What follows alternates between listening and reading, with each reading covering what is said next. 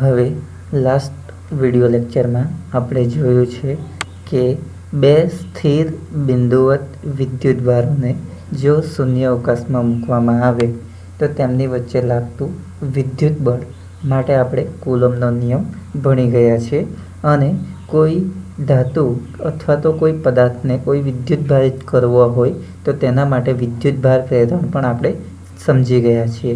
Okay, તો હવે આજથી આપણે શરૂઆત કરીએ છીએ ઉદાહરણના દાખલા અને સ્વાધ્યાયના દાખલા જે કુલમ્બના નિયમ અને વિદ્યુતભાર પ્રેરણ પર આધારિત છે.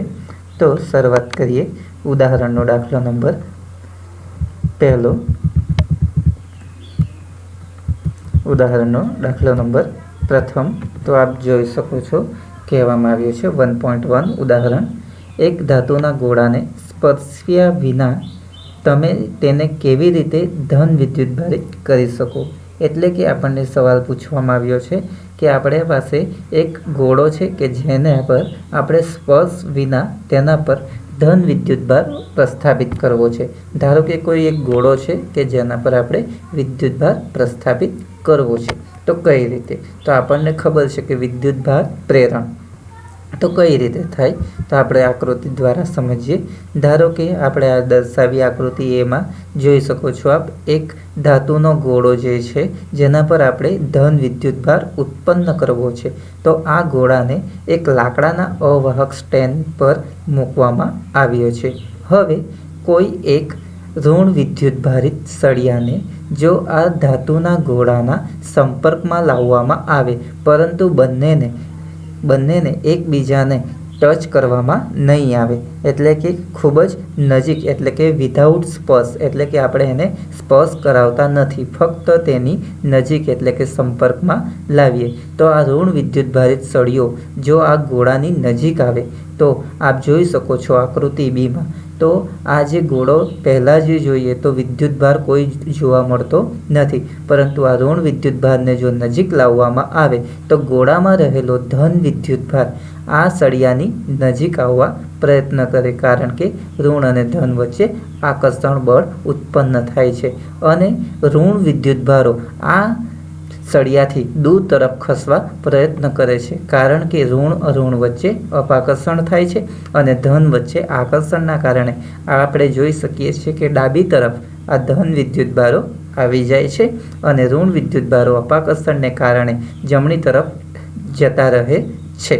આમ હવે આ ઋણ વિદ્યુતભારો જે છે આપણે દૂર કરવા છે તો આપણે જમીનના અંદર કોઈ એક જમીનના અંદર આ ઋણ વિદ્યુતભારને દાખલ કરવા માટે વાયરિંગ એટલે કે આપણે અર્થિંગનો જે સિમ્બોલ છે જોઈશ, આ જે સિમ્બોલ જે છે એ છે અર્થિંગનો સિમ્બોલ. આ દ્વારા આપણે અર્થિંગ કરી આ જે ઋણ વિદ્યુતભારો જે છે એને જમીનમાં દાખલ કરવામાં આવે અને ફક્ત આ ગોળા પર ધન વિદ્યુતભાર રહી જાય છે. આ ધન વિદ્યુતભાર જમીનમાં જઈ શકતો નથી, કારણ કે તેને પ્રબળ આકર્ષણ બળ ઋણ વિદ્યુતભારોનું હોય છે.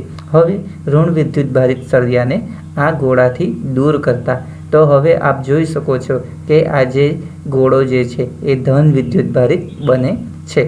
આમ એક ધાતુના ગોળાને આપણે ધન વિદ્યુતભારિત કર્યો છે. જો આપણે હવે જો એ રીતે આપણને પૂછવામાં આવે કે આ જો ગોળાને આપણે ઋણ વિદ્યુતભાર પ્રસ્થાપિત કરવો હોય તો કઈ રીતે? તો ઋણ વિદ્યુતભાર પ્રસ્થાપિત કરવા માટે આ સળિયાને ધન વિદ્યુતભારિત આપણે રાખવો જોઈએ. તો ધન વિદ્યુતભારિત સળિયાને જો આ ગોળાની નજીક લઈ જઈએ તો આ ગોળો ઋણ વિદ્યુતભારિત બની શકે છે. ઓકે, હવે ઉદાહરણનો દાખલો નંબર 1.2. તો ઉદાહરણનો 1.2માં શું કહેવામાં આવ્યું છે એ જોઈએ. તો એક પદાર્થમાંથી બીજા પદાર્થમાં દર સેકન્ડે 10⁹ ઇલેક્ટ્રોન જતા હોય તો બીજા પદાર્થ પર કુલ 1 કુલમ્બ વિદ્યુતભાર થવા માટે કેટલો સમય લાગે?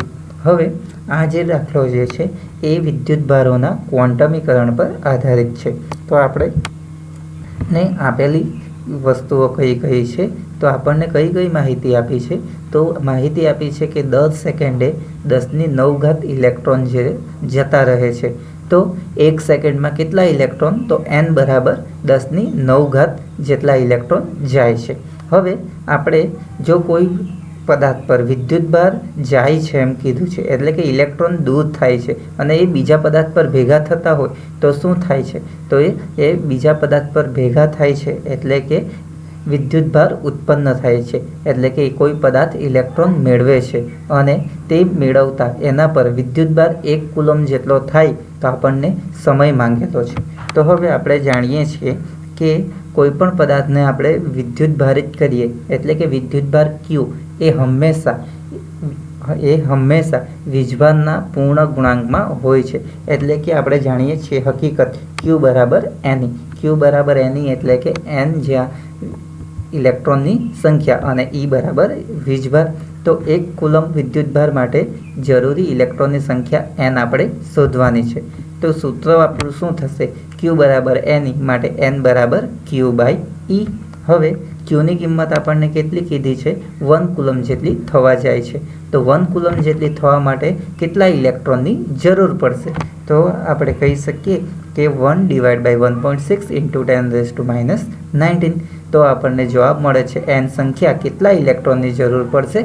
6.25 × 10⁻18 એટલે કે 6.25 × 10⁻18 જેટલા ઇલેક્ટ્રોનની આપણને જરૂર પડે છે 1 કુલમ વિદ્યુતભાર ઉત્પન્ન કરવા માટે.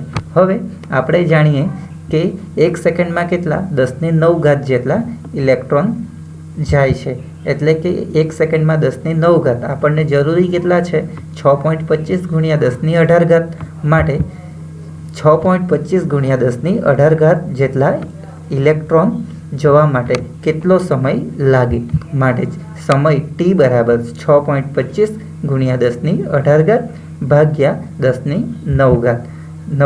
તો આપણને જવાબ મળે છે T બરાબર 6.25 × 10⁹ સેકન્ડ જેટલો સમયગાળો લાગે છે.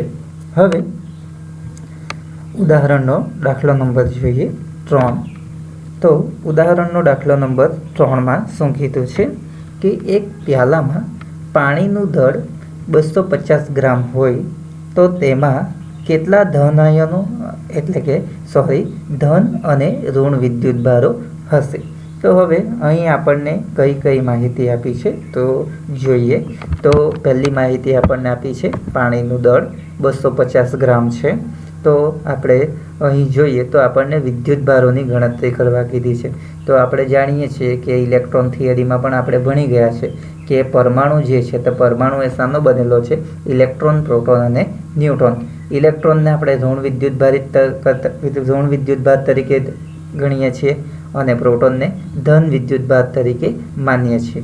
તો અહીં આપણને પાણીનું દળ આપેલું છે, એના અંદર રહેલા અણુ કે પાણી જે છે તો પાણીના અંદર રહેલા અણુઓ એટલે કે આપણે જોઈએ તો H2O એટલે કે પાણીના અણુઓ જે છે H2O છે અને H2Oમાં પણ પરમાણુ જોવા જઈએ તો 2 હાઇડ્રોજનના પરમાણુ અને 2 હાઇડ્રોજનના અને 1 ઓક્સિજનનો પરમાણુ રહેલો હોય છે. અને ઓક્સિજનમાં જોવા જઈએ પરમાણુમાં તો 8 ઇલેક્ટ્રોન અને હાઇડ્રોજનમાં જોવા જઈએ તો 1 હાઇડ્રોજનના પરમાણુમાં 1 ઇલેક્ટ્રોન રહેલો હોય અને 1 પ્રોટોન રહેલો હોય. તેવી જ રીતે ઓક્સિજનમાં 8 ઇલેક્ટ્રોન અને 8 પ્રોટોન રહેલા હોય છે. તો સૌ પ્રથમ આપણે તો અણુઓની ગણતરી કરવી પડશે અને અણુઓ દ્વારા આપણને પરમાણુની સમજૂતી મળે છે. તેના પરથી આપણે ગણી શકીએ વિદ્યુતભાર. માટે પાણીનું દળ 250 ગ્રામ. પાણીનો અણુભાર આપણે જાણીએ છીએ કે પાણી જે છે એનો અણુભાર એ જે છે 18 ગ્રામ પર મોલ. કારણ કે આપણે જાણીએ છીએ H2O કેમિસ્ટ્રીમાં પણ તમે ભણી ગયા છો H2Oનો અણુભાર એટલે કે પાણીનો અણુભાર 18 થાય છે. 2H અને ઓક્સિજનનો પરમાણુ ભાર 16 માટે 18. હવે આપણે જાણીએ કે 1 મોલ માટે તો પહેલાં આપણે મોલ બરાબર સૂત્ર શું? દળ ભાગ્યા અણુભાર. તો 250 ગ્રામ ભાગ્યા 18 તો એ કેટલા મોલ મળે છે? 13.89. હવે 1 મોલ બરાબર અણુઓની સંખ્યા કેટલી? તો એવોગાડ્રો નંબર જેટલી, એટલે કે 1 મોલ બરાબર કેટલા? તો 6.02 × 10⁻23 જેટલા અણુઓ, એટલે કે 1 મોલમાં 6.02 × 10⁻23 જેટલા અણુઓ રહેલા છે. તો 13.89માં કેટલા અણુઓ? તો 13.89 ગુણ્યા એવોગાડ્રો નંબર. માટે આપણને જે અણુઓની સંખ્યા મળે છે એ છે 83.61. આટલા આપણા અણુઓ 83.61 જેટલા અણુઓ મળે છે। હવે આપણે જાણીએ એક અણુ દીઠ આપણે જોવા જઈએ તો કેટલા ઇલેક્ટ્રોન, તો 2 હાઇડ્રોજનના ઇલેક્ટ્રોન અને ઓક્સિજનના 8 ઇલેક્ટ્રોન, આમ મળી કુલ ઇલેક્ટ્રોનની સંખ્યા આપણે જોવા જઈએ તો 10। તેવી જ રીતે ઓક્સિજનમાં આપણે જોવા જઈએ તો 8 પ્રોટોન અને 2 પ્રોટોન હાઇડ્રોજનના, પરિણામે બંનેમાં જોવા જઈએ તો આ રીતે કુલ 10 ઇલેક્ટ્રોન અને 10 પ્રોટોન, એટલે કે આપણે કહી શકીએ એક અણુમાં 10 ઇલેક્ટ્રોન રહેલા હોય છે। તેવી જ રીતે એક અણુમાં 10 પ્રોટોન પણ રહેલા છે। તો હવે આપણે વિદ્યુતભારોની ગણતરી કરીએ તો આમ 10 ગુણ્યા 83.61 ગુણ્યા 10⁻²3 સોરી, અહીં 83.61 ગુણ્યા 23 અણુઓ થશે। 83 આ ભૂલ છે, 83.61 ગુણ્યા 10⁻23 અણુઓ, જે સંખ્યા મુજબ આપણને n બરાબર 8.361 ગુણ્યા 10⁻23 જેટલા આપણને ઇલેક્ટ્રોન મળે છે। તેવી જ રીતે આપણે જોઈએ તો આ જે છે આપણા અણુઓની સંખ્યા, તો એને આધારે આપણે વિદ્યુતભાર Q બરાબર સૂત્ર શું, એની માટે n બરાબર કેટલા, તો n ની કિંમત ગુણ્યા વીજભાર 1.6 × 10⁻19, તો આપણને જવાબ મળે છે 13.37 ગુણ્યા 10⁴ જેટલા આપણા વિદ્યુતભાર મળે છે એક અણુ દીઠ। તો અહીં આપણને વિદ્યુતભારોની સંખ્યા 13.37 ગુણ્યા 10⁴ જેટલી મળે છે।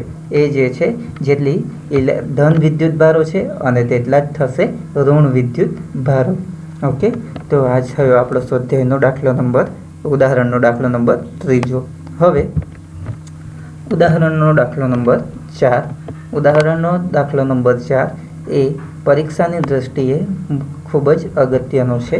તો આપણે જાણીએ શું કીધું છે કે 2 બિંદુવત વિદ્યુતભારો વચ્ચેના સ્થિત વિદ્યુત બળ માટેનો કુલમ્બનો નિયમ અને 2 બિંદુવત દળો વચ્ચે ગુરુત્વ બળ માટેનો ન્યૂટનનો નિયમ, એ બંને આધાર વિદ્યુતભારો અને દળ પર આધારિત છે। આપણે ભણી ગયા છે કે કુલમ્બનો નિયમ જે છે વિદ્યુતભારો વચ્ચે લાગતા બળનો છે, જ્યારે ન્યૂટનનો નિયમ જે છે દળો દ્વારા લાગતા બળોનો ગુરુત્વાકર્ષણ બળનો નિયમ છે।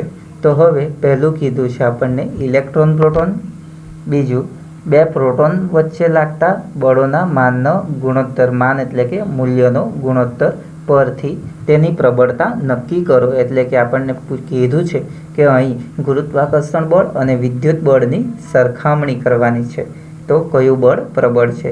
અને બીજામાં આપણને કીધું છે કે ઇલેક્ટ્રોન અને પ્રોટોન કે જેની વચ્ચે 1 એંગસ્ટ્રોમ જેટલું અંતર, 1 એંગસ્ટ્રોમ એટલે કે 10⁻10 મીટર દૂર હોય, ત્યારે તેમના પરસ્પર આકર્ષણ બળથી ઉદ્ભવતા ઇલેક્ટ્રોન અને પ્રોટોનનો પ્રવેગ શોધો।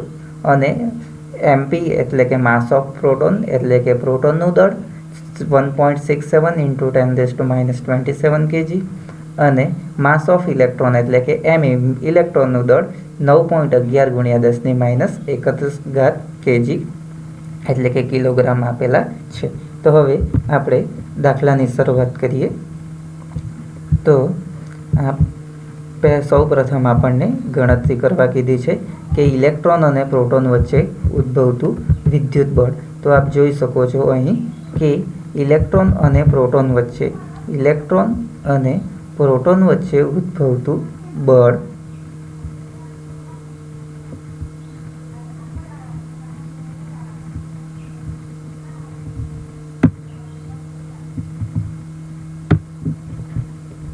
તો ઇલેક્ટ્રોન અને પ્રોટોન વચ્ચે ઉદ્ભવતું બળ, તો આપણે જાણીએ વિદ્યુત બળ એટલે કે એને કહી શકીએ આપણે ઇલેક્ટ્રિક ફોર્સ, એટલે કે FE વડે દર્શાવ્યું છે વિદ્યુત બળ, બરાબર સૂત્ર જે છે આપણું kQ1Q2/r², અને k ની કિંમત છે k ની કિંમત આપણે લખી શકીએ 1/4πε0 પણ।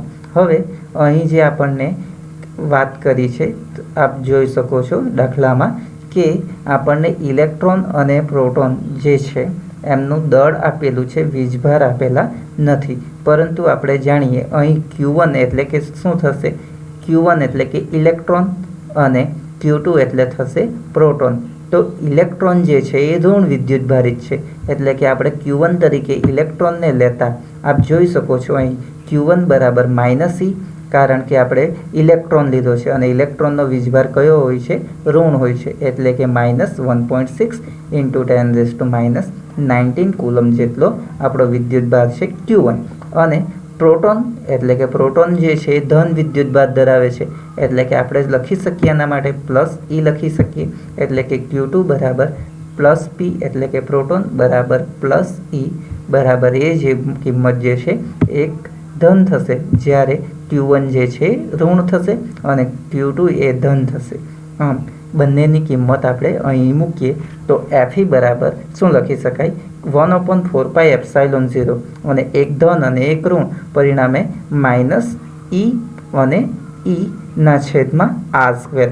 r² એટલે કે આપણે ઇલેક્ટ્રોન અને પ્રોટોન વચ્ચેનું અંતર છે. હવે ગુરુત્વાકર્ષણ બળ સાથે સરખામણી કરવાની છે, તો પ્રોટોન અને ઇલેક્ટ્રોન વચ્ચે લાગતું ગુરુત્વાકર્ષણ બળ, તો આપણે જાણીએ ગુરુત્વાકર્ષણ બળ Fg બરાબર સૂત્ર છે Gm1m2/r², જ્યાં r² એટલે કે ઇલેક્ટ્રોન અને પ્રોટોન વચ્ચેનું અંતર અને m1 એટલે કે ઇલેક્ટ્રોનનું દળ અને m2 એટલે કે પ્રોટોનનું દળ. તો અહીં m1 બરાબર me એટલે કે ઇલેક્ટ્રોનનું દળ. તો ઇલેક્ટ્રોનનું દળ આપેલું છે અહીં 9.11 × 10⁻31 kg અને આપણને m2 એટલે કે પ્રોટોન, તો પ્રોટોનનું દળ 1.67 × 10⁻27 kg, જે કોનું દળ છે? પ્રોટોનનું દળ છે. તો બંનેની કિંમત આપણે જોઈએ તો Fg એટલે કે ગ્રેવિટેશનલ ફોર્સ, ગુરુત્વાકર્ષણ બળ બરાબર G, m1 એટલે કે m1 ની કિંમત જે છે me અને m2 બરાબર થશે mp ના છેદમાં r². તો હવે r² એટલે શું? કે પ્રોટોન અને ઇલેક્ટ્રોન વચ્ચેનું અંતર.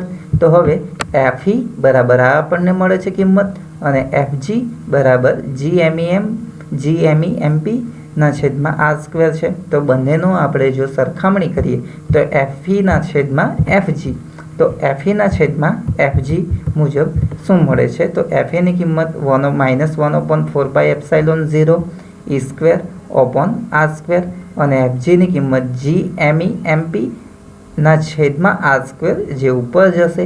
હવે આપણે જોઈએ તો અહીં r² આપણે શું કરી શકીએ? કેન્સલ કરી શકીએ. r² કેન્સલ થઈ જશે અને અહીં જોઈએ તો r² પણ કેન્સલ થઈ જશે. તો પરિણામે બચે છે શું?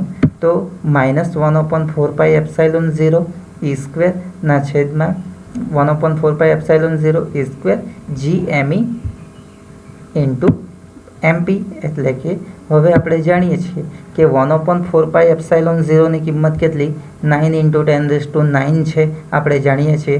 તો હવે એ માઇનસ હોવાને કારણે -9.9 × 10⁹. પરિણામે બધી કિંમત જો આપણે આ સમીકરણમાં મૂકીએ તો હવે Fe ના છેદમાં Fg બરાબર માઇનસ આ 1/4πε0 છે, તો 1/4πε0 નીચે છે, 4πε0 નીચે હોવાથી આપણે જોઈએ તો એ કિંમત કેટલી છે? -9 × 10⁹ E² એટલે કે વીજભાર 1.6 × 1.6 × 10⁻19 કારણ કે ઇલેક્ટ્રોનનો વીજભાર છે એ 1.6 × 10⁻19 છે, તો એનો વર્ગ છે. હવે નીચે જોઈએ તો નીચેની કિંમત જે છે એ G એટલે કે ગુરુત્વાકર્ષણનો સાર્વત્રિક અચળાંક, એટલે કે 6.67 × 10⁻11 ઇન્ટુ માસ ઓફ પ્રોટોન, તો પ્રોટોનનું દળ આપણને આપેલું છે માસ ઓફ ઇલેક્ટ્રોન, તો ઇલેક્ટ્રોનનું આ પ્રોટોનનું દળ છે. પ્રોટોનનું દળ જે છે 1.67 × 10⁻27 ઇન્ટુ માસ ઓફ ઇલેક્ટ્રોન, તો 9.11 × 10⁻31.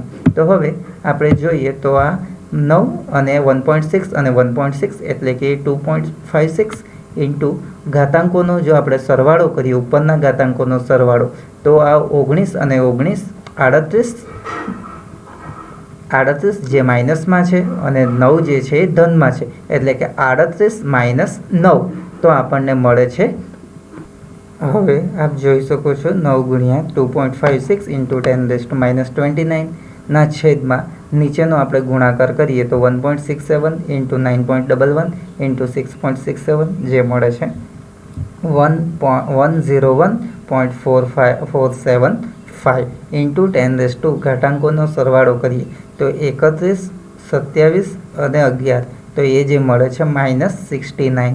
હવે -69, તો હવે -9 ઇન્ટુ 256 તે મળે છે 23.04 માઇનસમાં, અને આ જે કિંમત જે છે 101.475, અને આ 29 અને આ 69, તો આ ઉપર જતાં એ બને છે 40, અને આ સાદું રૂપ આપતા આપણને મળે છે -0.22. હવે આ -0.22 એ શું દર્શાવે છે? તો કોઈ એક ધન છે અને એક જે છે ઋણ છે, એટલે કે આ જે બળ જે છે એ કેવું છે? આકર્ષણ ઉદ્ભવે છે, એટલે કે આકર્ષણ ઉત્પન્ન કરે છે, કારણ કે ઇલેક્ટ્રોન અને પ્રોટોન બંને પરસ્પર વિજાતીય વીજભાર ધરાવે છે. આમ આપણે જોઈ શકીએ છીએ કે ગુરુત્વાકર્ષણ બળ કરતાં વિદ્યુત બળ એ કેવું છે? તો 0.22 ગુણ્યા 10⁻14 જેટલું પ્રબળ છે. કોના કરતાં? ગુરુત્વાકર્ષણ બળ કરતાં. હવે બીજું આપણને કીધું છે કે બે પ્રોટોન વચ્ચે લાગતા આ બળોના માનના ગુણોત્તર પરથી પ્રબળતા ચકાસો. એટલે કે હવે આપણને ગણતરી કરવા કીધી છે બે પ્રોટોન વચ્ચે લાગતા બળોની. તો હવે બે પ્રોટોન, પહેલાં આપણે જોયું હતું એક ઇલેક્ટ્રોન અને એક પ્રોટોન. હવે આપણે પ્રોટોન વચ્ચે લાગતું વિદ્યુત બળ અને ગુરુત્વાકર્ષણ બળ બંનેની સરખામણી કરવા કીધી છે.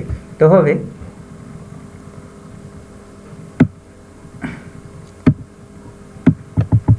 બે પ્રોટોન, એટલે કે પ્રોટોન ધન વીજભાર અને બીજો પ્રોટોન એ પણ ધન વીજભાર, એટલે કે એમની વચ્ચે લાગતું વિદ્યુત બળ. તો આપણું સૂત્ર ઇલેક્ટ્રિક ફોર્સ Fe બરાબર 1/4πε0.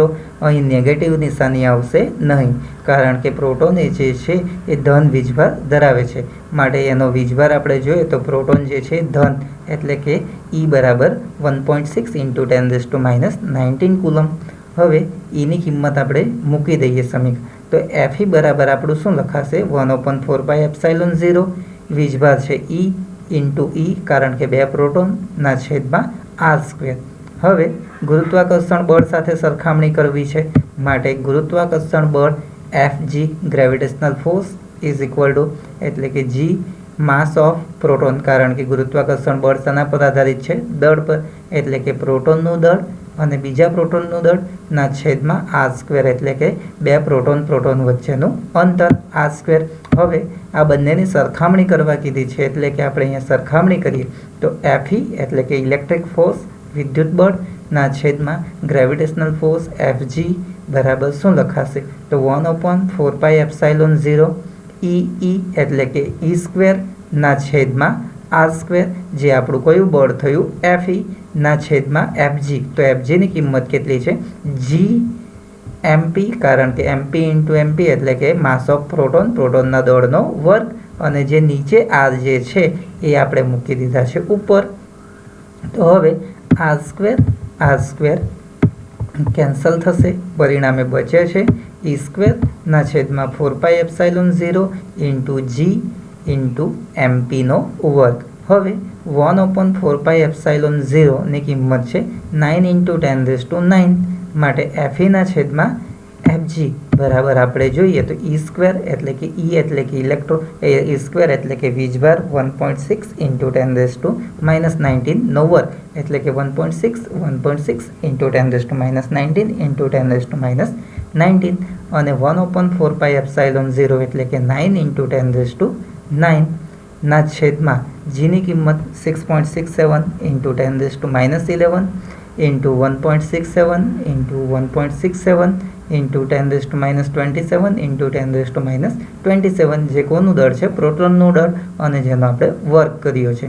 તો આ જે ઉપરનો ગુણાકાર જે છે એ 23.04 ઇન્ટુ 10⁻29 ના છેદમાં નીચેનો ગુણાકાર 18.602. ગુણ્યા 10⁻65 ઘાત।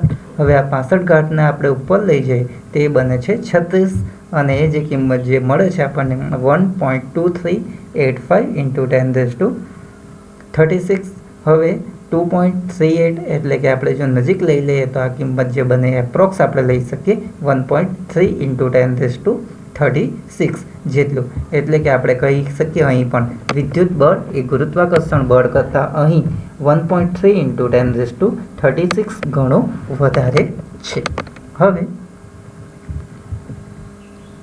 બીજા ભાગમાં શું કીધું છે, ઇલેક્ટ્રોન અને પ્રોટોન વચ્ચે જો અંતર 1 એંગસ્ટ્રોમ જેટલું હોય એટલે કે ઇલેક્ટ્રોન અને પ્રોટોન એકબીજાથી કેટલા દૂર છે, 1 એંગસ્ટ્રોમ એટલે કે 10⁻10 મીટર દૂર હોય તો ત્યારે તેમના પરસ્પર આકર્ષણ બળથી ઉદ્ભવતા ઇલેક્ટ્રોન અને પ્રોટોનના પ્રવેગ શોધો। એટલે કે આપણને હવે ગણતરી કરવા કીધી છે પ્રવેગની। તો હવે આપણે પ્રવેગ કઈ રીતે મેળવીએ તો આપણને ખબર જ છે કે બળ બરાબર સૂત્ર શું છે, F બરાબર ma, જે આપણે ગતિશાસ્ત્રમાં ભણી ચૂક્યા છે ધોરણ 11માં। તો F બરાબર સૂત્ર શું થશે, ma। તો ma પરથી એટલે કે F બરાબર ma તો આપણે જાણીએ કે લખી શકીએ આપણે કે પ્રવેગ F બરાબર ma। તો a બરાબર F/m પરથી આપણે પ્રવેગ મેળવી શકીએ। માટે આપેલી માહિતી ઇલેક્ટ્રોન અને પ્રોટોન કે જેમની વચ્ચે અંતર r બરાબર કેટલું છે, 1 એંગસ્ટ્રોમ બરાબર 10⁻10 મીટર અને લાગતા બળથી ઉદ્ભવતા પ્રવેગ અને ઇલેક્ટ્રોન અને પ્રોટોન પર લાગતા પ્રવેગ શોધો। માટે પ્રવેગ F બરાબર ma માટે Fe એટલે કે આપણે પ્રવેગ F બરાબર ma છે માટે આપણને શાની કિંમત જોઈએ, દળ આપેલા છે તો આપણને બળની કિંમત જોઈએ। તો વિદ્યુત બળ શોધવું પડશે પ્રોટોન અને ઇલેક્ટ્રોન વચ્ચે લાગતું વિદ્યુત બળ। તો Fe એટલે કે Fe બરાબર શું લખાશે, 1/4πε0 e², કારણ કે અહીંયા પ્રોટોન અને ઇલેક્ટ્રોન બંને છે।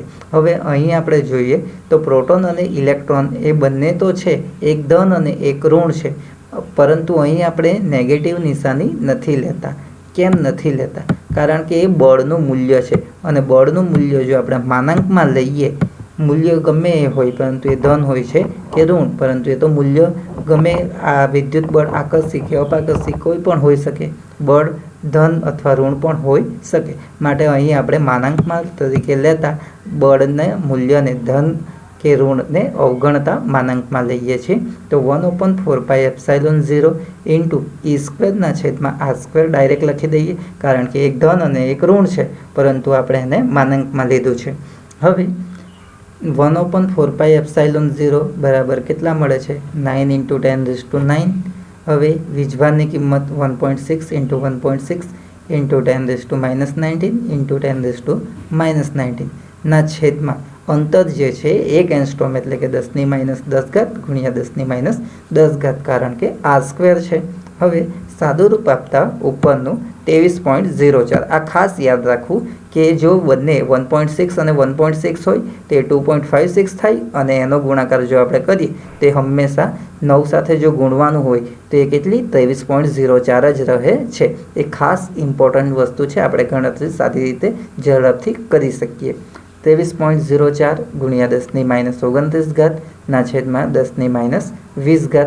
પરિણામે આપણને જે બળ મળે છે એ કેટલું મળે છે, 23.04 ગુણ્યા 10⁻9 ન્યૂટન જેટલું બળ ઉદ્ભવે છે। હવે આપણે પ્રોટોન અને ઇલેક્ટ્રોન બંને પર જે લાગતો પ્રવેગ છે એનું મૂલ્ય શોધવું છે। માટે F બરાબર ma પરથી તો F બરાબર ma માટે એ પ્રવેગ એ બરાબર શું લખાય, F/m। હવે ઇલેક્ટ્રોનનો જો પ્રવેગ આપણને જોઈતું હોય તો કોના દળ વડે ભાગવું, ઇલેક્ટ્રોનના દળ વડે, એટલે કે F/me એટલે કે F/me બરાબર ઇલેક્ટ્રોનનો પ્રવેગ। માટે એ બરાબર શું લખાશે, તો વિદ્યુત બળ 23.04 ગુણ્યા 10⁻9 ભાગ્યા 9.11 ગુણ્યા 10⁻31 જે ઇલેક્ટ્રોનનું દળ છે। હવે જો ભાગાકાર કરીએ તો એ કેટલું મળે છે, 2.5 ગુણ્યા 10⁻22 અને પ્રવેગનો એકમ મીટર/સેકન્ડ²। તેવી જ રીતે પ્રોટોન પરનો પ્રવેગ, તો પ્રોટોનનો પ્રવેગ એટલે કે આપણે જોઈએ તો એ બરાબર શું લખાશે, F/m। તો અહીં પ્રોટોનનો પ્રવેગ એટલે કે પ્રોટોનનું દળ એટલે કે mp, તો 23.04 ગુણ્યા 10⁻9 ભાગ્યા 1.67 પ્રોટોનનું દળ ગુણ્યા 10⁻27 પરિણામે 1.4 ઇન્ટુ 10 પરિણામે 1.4 ઇન્ટુ 10⁻19 મીટર પર સેકન્ડ સ્ક્વેર જેટલો પ્રવેગ ઉદ્ભવે છે. તો આ થયો આપણો ઉદાહરણનો દાખલો નંબર 4. હવે સ્વાધ્યાયનો દાખલો 1.1 2 ગુણ્યા 10⁻7 કુલમ અને 3 ગુણ્યા 10⁻7 કુલમ વિદ્યુતભાર ધરાવતા અને એકબીજાથી હવામાં 30 સેન્ટીમીટર અંતર રહેલા બે વિદ્યુતભારિત ઘોડાઓ વચ્ચે કેટલું બળ લાગે? તો બે વિદ્યુતભારિત ઘોડાઓ વચ્ચે લાગતું બળ શોધવા કીધું છે. તો આપણને ખબર છે, પહેલાં તો આપણે જાણીએ કઈ માહિતી આપેલી છે. તો Q1 એટલે કે વિદ્યુતભાર 1 કેટલો આપેલો છે? 2 ગુણ્યા 10⁻7 કુલમ. Q2 બીજો વિદ્યુતભાર જે છે 3 ગુણ્યા 10⁻7 કુલમ. R અંતર આપેલું છે 30 સેન્ટીમીટર. હવે આપણે SI સિસ્ટમ મુજબ મીટરમાં કન્વર્ટ કરવું પડે, માટે 30 ગુણ્યા 10⁻2 મીટર. અને Kની કિંમત આપણે જાણીએ છીએ 9 ઇન્ટુ 10⁹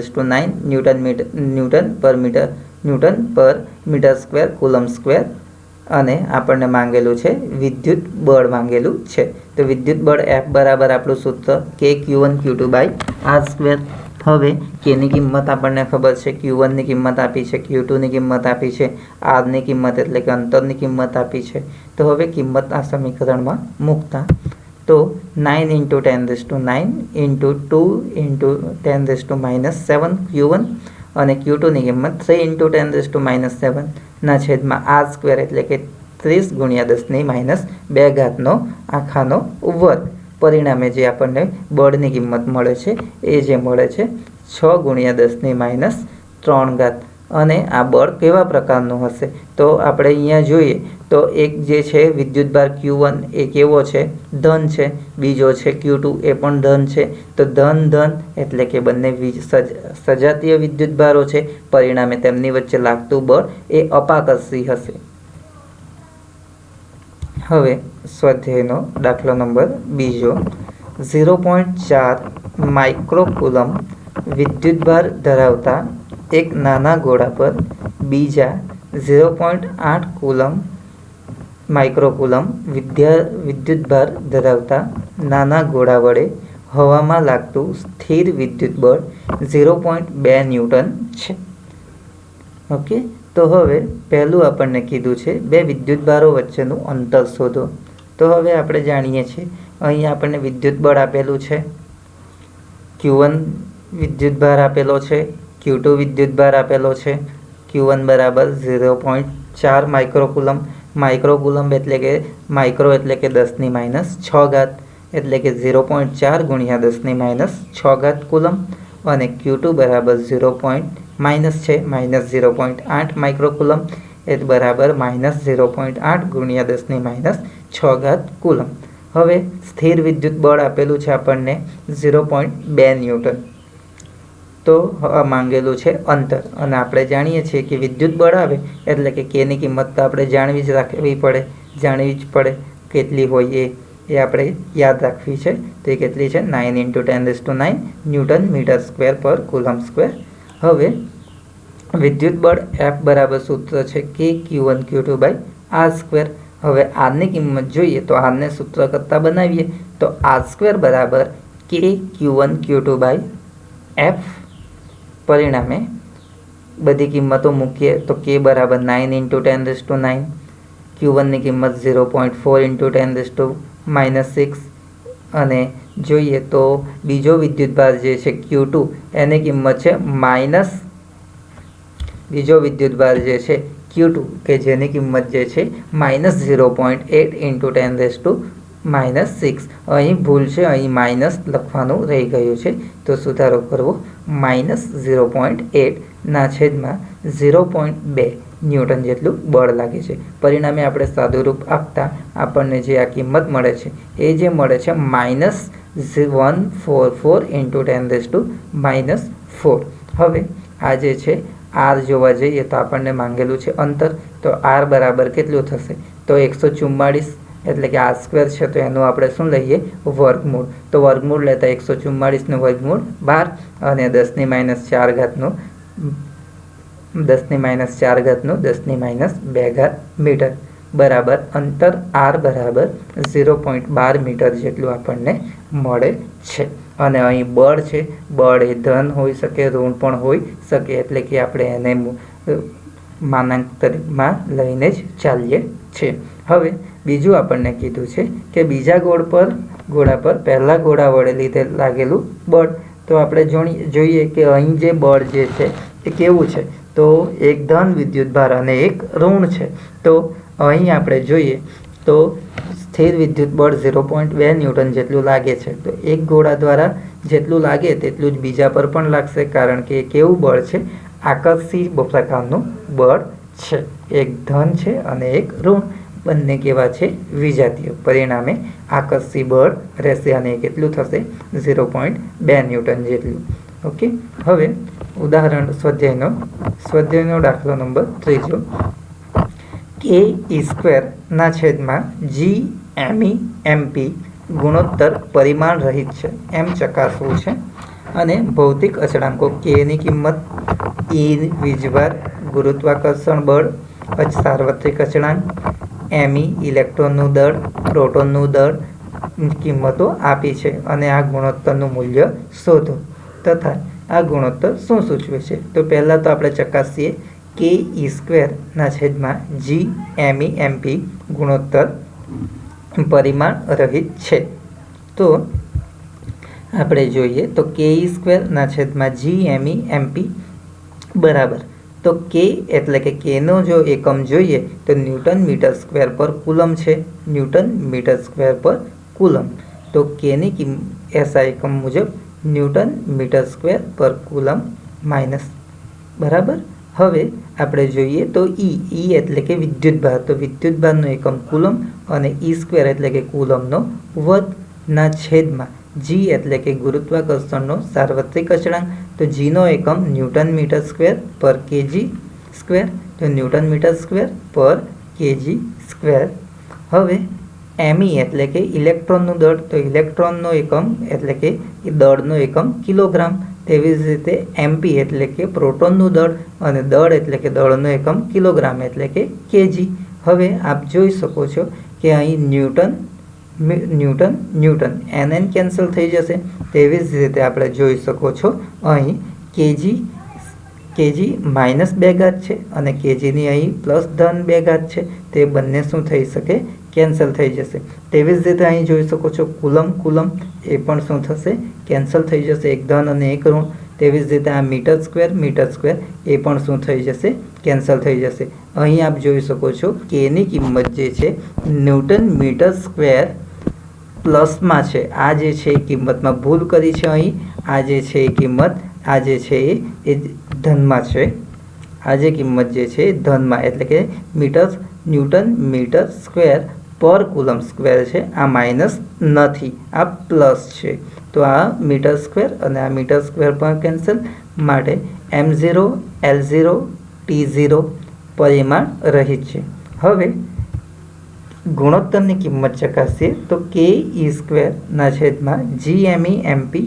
તો કેની કિંમત આપણે મૂકીએ 9 × 10⁹ 1.6 × 10⁻19 આખાનો વર્ગ ના છેદમાં ગુરુત્વાકર્ષણ બળનો સાર્વત્રિક અચળાંક 6.67 × 10⁻11 × 9.1 × 10⁻31 into mass of proton 1.66 × 10⁻27.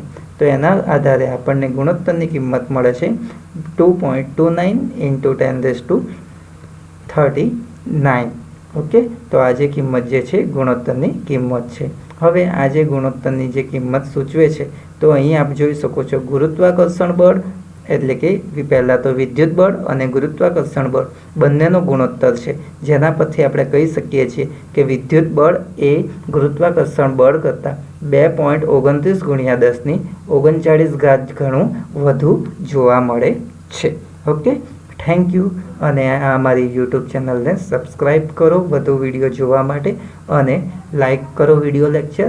અને તમને ફિઝિક્સને લગતા કોઈ પણ પ્રશ્નો મૂંઝવતા હોય યા તમે જે કંઈ પ્રશ્નો પૂછવા હોય એ તમે મારી આ યુટ્યુબ ચેનલમાં કમેન્ટ દ્વારા લખી શકો છો. Okay, thank you.